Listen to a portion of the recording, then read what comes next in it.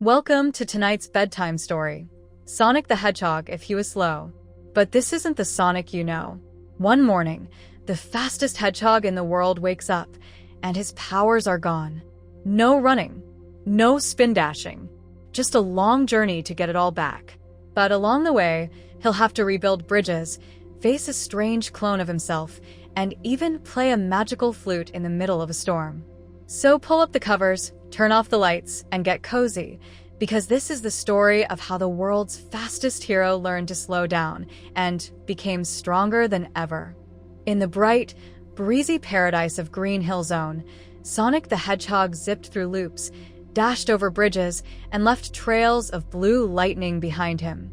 Birds chirped cheerfully overhead, palm trees swayed gently, and rings sparkled in midair as Sonic collected them in the blink of an eye.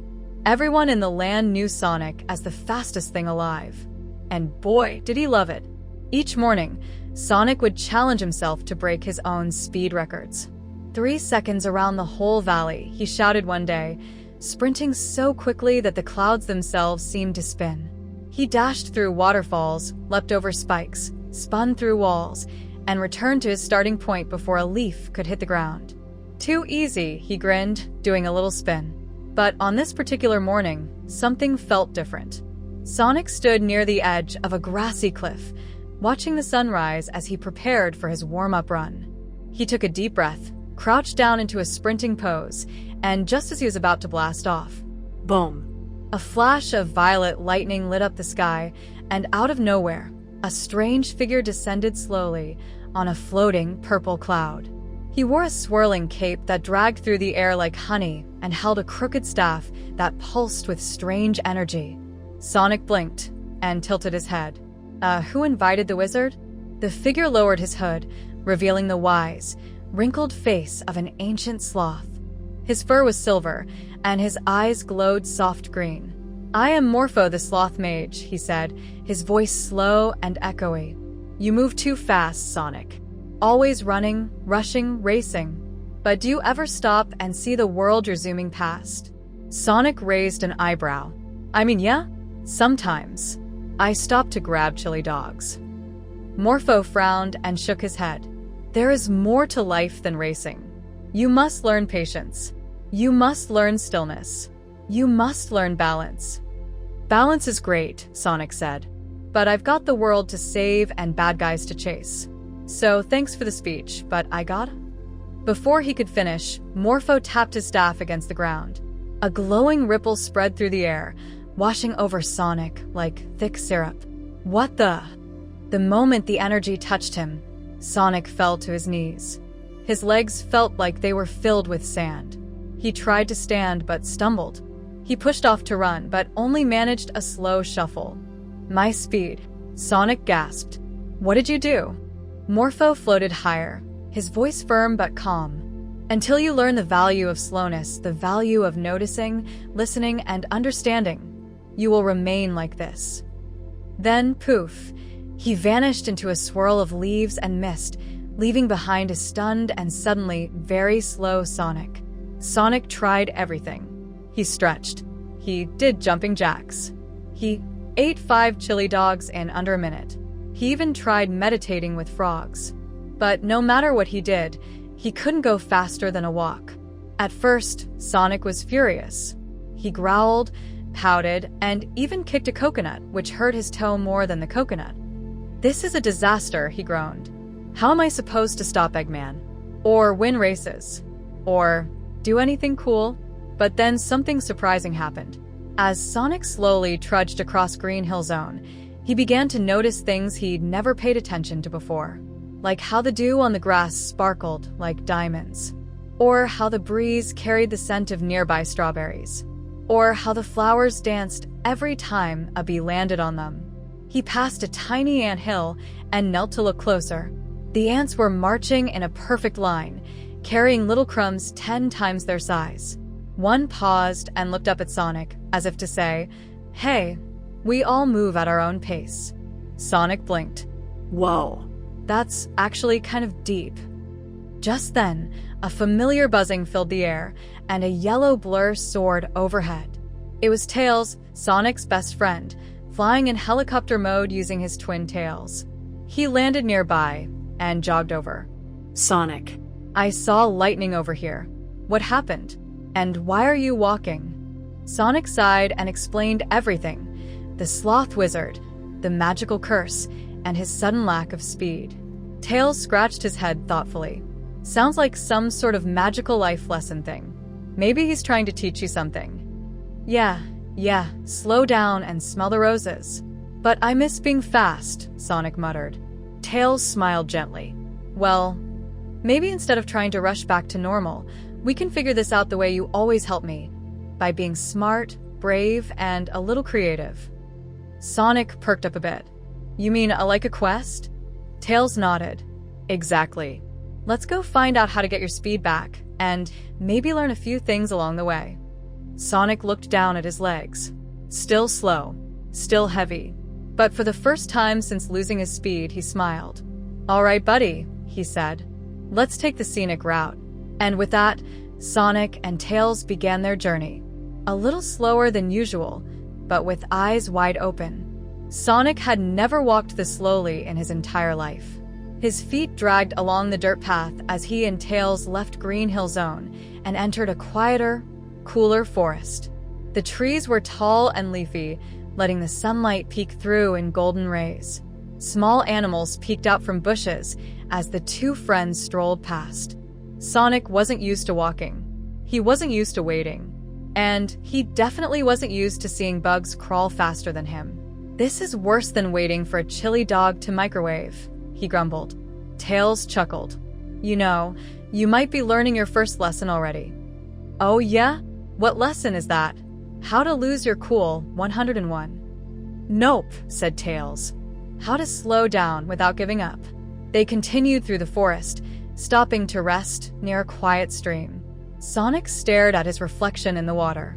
I don't even feel like me anymore. You're still you, said Tails. You just have to figure out who you is without the super speed. Just then, they heard a distant dingling, like a small bell ringing through the trees. They turned and saw a turtle approaching, slow and steady, wearing a large golden bell on his back like a backpack.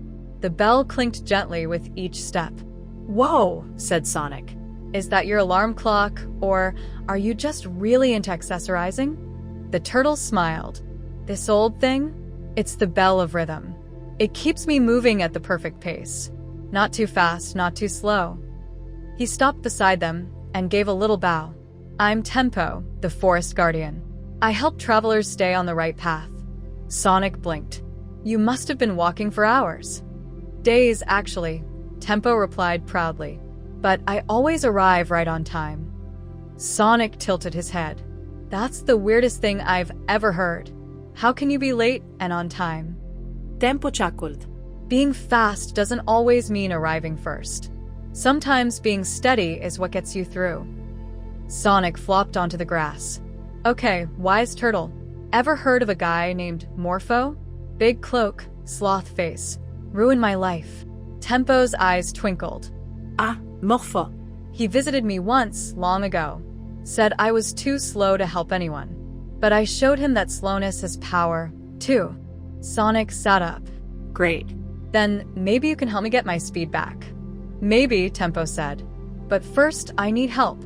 I'm delivering this bell of rhythm to the mountaintop shrine. Problem is, I can't climb the rocky path alone. Tails perked up. We can help. Sonic hesitated. Wait, he needs our help? Shouldn't he be helping me? Tempo smiled kindly. Sometimes helping someone else is the best way to help yourself.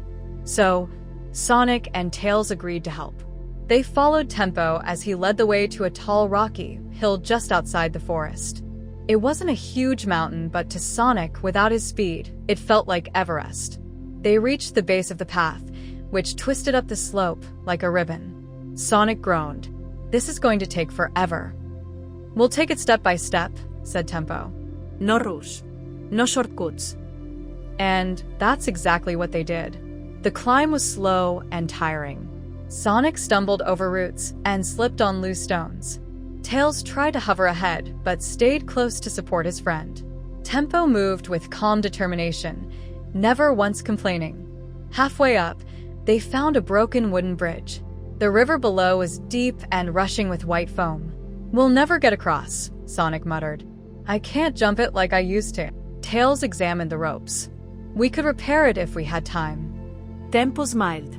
"We do have time. We just need to work together."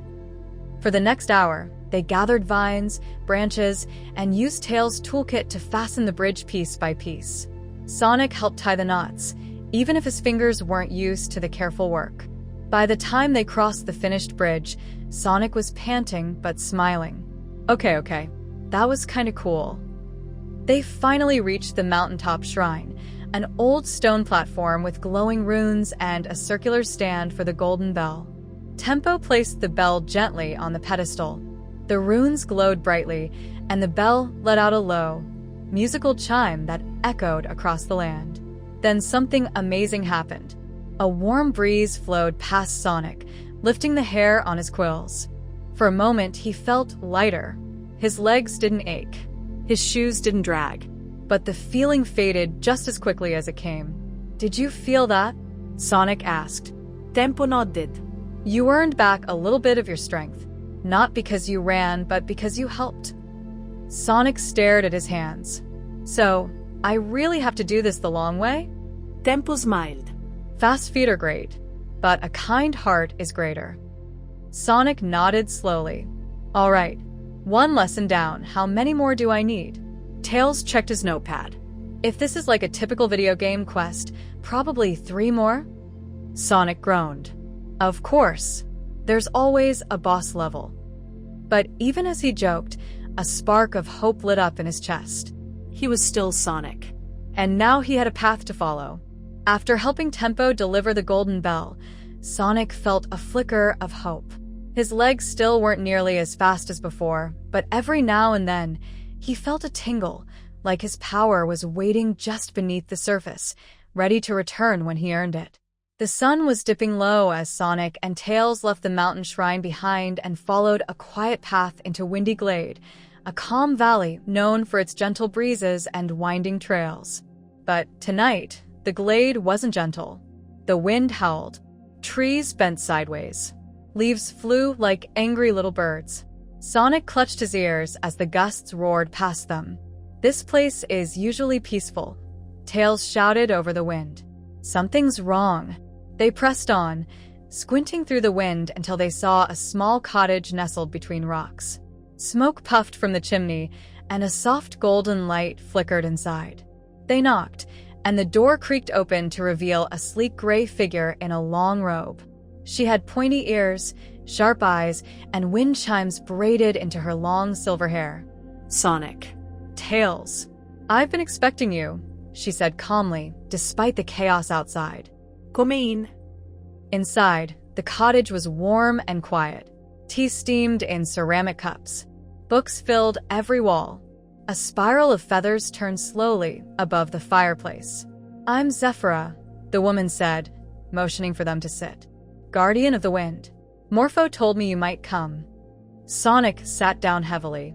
"Let me guess, you're going to tell me to slow down too." Zephyra smiled. "Not exactly. I'm going to teach you to listen." Sonic tilted his head.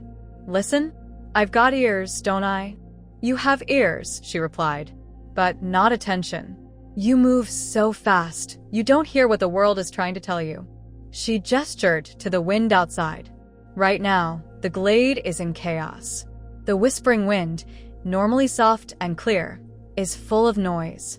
It's being blocked, clogged, distracted, just like your mind. Tails leaned forward. How do we fix it?" Zephyra handed Sonic a small wooden flute. Take this. Go to the heart of the glade. Seek. Wait. Listen. When the wind clears, you'll know what to do. Sonic sighed.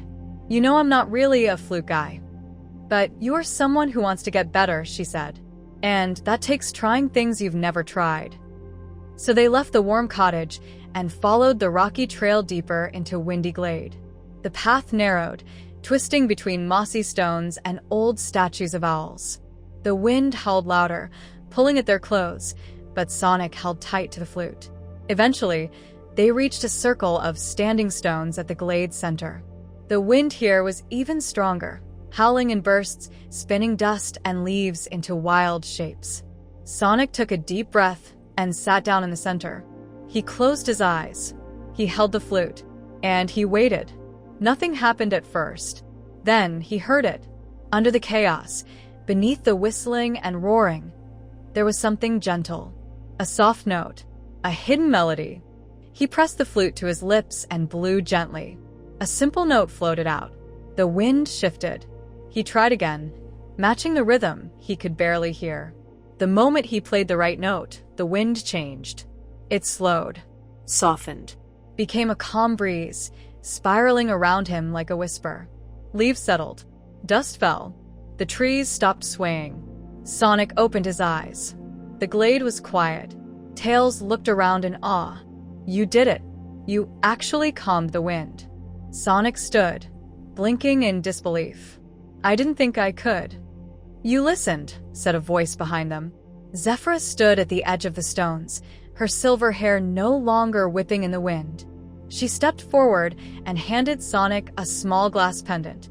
Inside it swirled a tiny breeze, glowing faintly blue. This is the Whispering Wind's blessing, she said. A symbol of your progress. You've gained back a bit more of your speed and your self-awareness.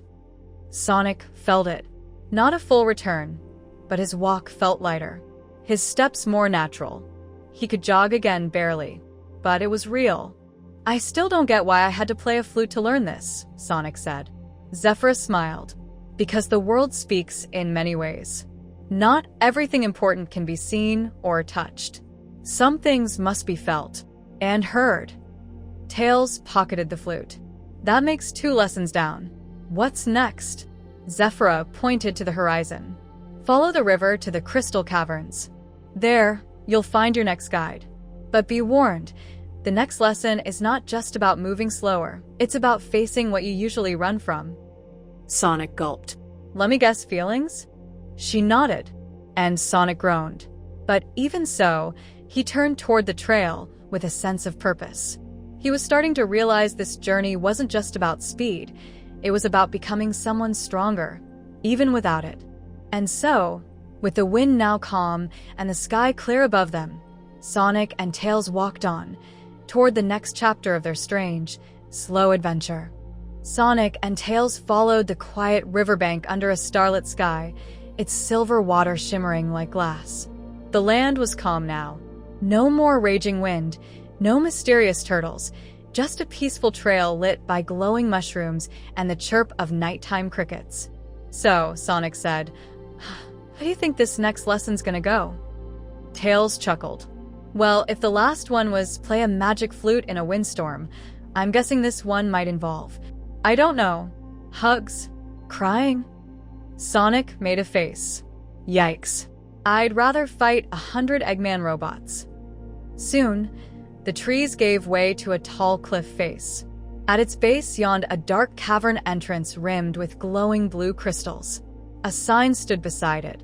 Crystal caverns, speak your truth, or echo forever. Sonic swallowed hard. Great. Now the cave's talking in riddles. With a flick of his twin tails, Tails turned on a small flashlight and they stepped inside. The air was cool and echoey. Crystals lined the walls, glowing gently, some blue, some purple, others white. Their reflections stretched and danced across the wet floor. As they walked deeper, the air began to hum. Sonic's footsteps echoed. Tails' voice bounced back at them, slightly warped. The deeper they went, the stronger the echoes grew, until suddenly, they weren't alone. A shimmering image stepped from the crystal wall. It looked like Sonic, but sadder. What the? The figure spoke in Sonic's own voice. You think speed is all that matters. You use it to avoid everything else. You run so fast, you never stop to feel. The real Sonic froze. I don't know what you're talking about, he said. But the echo continued. You laugh when you're scared. You joke when you're hurt. You race ahead so you don't have to look back. Sonic clenched his fists. I've saved people. Eva fått battles. I keep going, because I have to. The echo stepped closer. But you never rest. You never ask for help. Not even when you're hurting. Tails stepped between them. Leave him alone. But Sonic raised a hand. No, that's okay. He took a deep breath. I guess part of me is afraid to slow down. Because when I do, I feel stuff I'd rather ignore. Like fear, or sadness, or guilt when I let people down. The crystal around them glowed brighter. Sonic continued. I've always thought being strong meant being fast. But maybe it also means being honest, even when it's hard. The echo stared for a moment, and then smiled. It stepped back into the crystal wall and faded away. The cavern suddenly lit up. A wide chamber opened before them, its ceiling glowing with thousands of crystal lights like stars. In the center stood a tall, elegant figure, an echidna with a cloak of polished stone and eyes like glowing sapphires. Very few ever speak their truth here, he said. But you did. Who are you? Sonic asked. I am Lithos, keeper of the caverns. I've waited a long time for someone to pass the trial of Echo. Lithos raised his hand and summoned a floating shard of crystal that hovered before Sonic's chest. It pulsed once, and Sonic's body glowed. His legs tingled. His shoes sparked. Suddenly, he ran. Just for a moment, just a few feet, but he zipped forward in a blur of blue and landed gracefully. Whoa, he shouted, spinning to a stop. That felt real, like old-school Sonic speed. Lithos nodded. You've earned most of your power back, but one lesson remains. Sonic grinned. Let me guess. We fight a dragon? Lithos chuckled. No dragons. Just one more encounter, with the one who started this journey. Sonic's smile faded. Morpho. Tails patted his friend on the back. You've got this. Just don't try to spin dash through your feelings again. Sonic laughed. No promises. Lithos handed Sonic the crystal shard. This will guide you to him. But remember, you don't need full speed to win. You just need full heart. Sonic nodded and looked toward the glowing tunnel ahead. His legs felt stronger. His mind felt clearer. But most importantly, his heart felt lighter. They were almost there. And for the first time in days, Sonic wasn't afraid of what came next. The sun was rising by the time Sonic and Tails reached the edge of the Silent Valley. The grass sparkled with dew, and tall stone pillars jutted out of the hills like ancient guardians. In the middle of it all, on a hilltop surrounded by still water and flickering purple mist, floated a familiar figure. Morpho the Sloth Mage. He hadn't changed. His silver fur shimmered in the morning light. His swirling cloak flowed in slow, hypnotic waves. His staff rested gently in one paw, its crystal tip glowing faintly. Sonic stepped forward. His walk was stronger now, still not lightning fast, but no longer a shuffle. He stopped at the edge of the mist and looked up. You took my speed, he said. Morpho nodded calmly. I did. You told me I needed to learn patience, stillness, focus, all that sloth stuff. And have you learned it? Sonic glanced at Tails, who gave him a thumbs up. I've learned a lot, Sonic said. But I also learned something else. Morpho raised a brow. And what is that? Sonic took a deep breath. That being fast isn't what makes me special. It's how I use it that matters. The ground rumbled slightly, and the water around the hill began to shimmer. The crystal shard from Lithos floated from Sonic's hand, glowing brighter and brighter until it hovered between them like a tiny star. You've passed the trials, Morpho said, and proven that you are more than just your speed. But one choice remains. He raised his staff, and a new figure stepped forward from the mist. It was another Sonic, but this one was glowing with energy, his old form, full speed restored. Lightning crackled around his shoes. Wind swirled behind him. This is what you once were, Morpho said. You may take your power back fully and become fast once more. Or, the mist shifted again, revealing Tempo, Zephyra, and Lithos, all standing quietly on the hillside. You may keep your growth, keep your lessons, and return to the world not just as a blur, but as a hero with purpose. Sonic frowned. Wait, I have to choose between being fast and being wise. Morpho shook his head. No. But the path you walk will reflect the heart you carry. If you race ahead without remembering what you've learned, it will all fade again. Sonic looked at the glowing version of himself. It was tempting, so tempting, to feel the rush again, to spin and dash and leap across the world in seconds. But then he looked at Tails, and at Tempo, Zephyra, and Lithos. He remembered rebuilding the bridge, calming the wind, facing his fears in the crystal cave. He closed his eyes. "I'll take both," he said softly. Morpho looked surprised. "Both?" Sonic stepped forward. "I want my speed, but I won't forget what I've learned.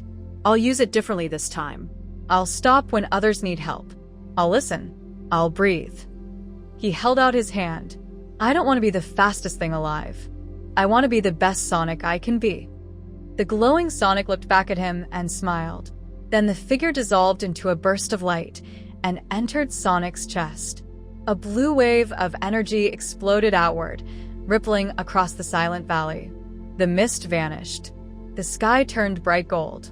The crystal in Morpho's staff shattered like glass and fell away. Sonic gasped as he felt it. His speed was back. All of it. But this time it wasn't rushing him. It was ready when he was. Morpho stepped down from the air and bowed. "You've done what no one else could. You didn't just earn back your power, you earned control of it." Sonic scratched the back of his head. "Does this mean you're not going to zap me again?" Morpho smiled. "No more zapping. Your trial is complete." Tails raced up and hugged his friend. "You did it." Sonic grinned. "We did it." They all gathered together. Tempo, Zephyra, Lithos, and Morpho. Each of them gave Sonic a final gift. From Tempo, a golden ring etched with tiny turtle patterns, to remind you that slow and steady has its place. From Zephyra, a new flute made of silver windwood, to remind you to listen, even when there's no sound. From Lithos, a crystal compass that glowed blue, to remind you where your heart points, no matter how fast you go. And from Morpho, just a nod. "You'll know when to run," he said, "and when to stop." As the sun rose higher, Sonic looked out at the world. So many places to go, So many people to help. so many chili dogs to eat. And now he was ready. Epilogue. Back in the zone. Green Hill Zone looked different now. Not because it had changed, but because Sonic had. He stood on his favorite hilltop, the one with the big golden ring arch and the view of the waterfalls. Birds chirped nearby. Bees buzzed lazily by the flowers.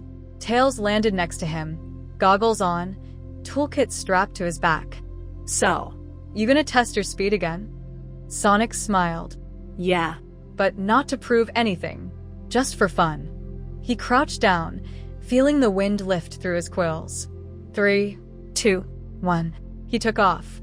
But this time, when he passed a tired old man pulling a cart, he stopped to help. When he saw a baby bird fallen from its nest, he paused and lifted it gently back up. And when he returned to the hilltop, he wasn't breathless or sweaty.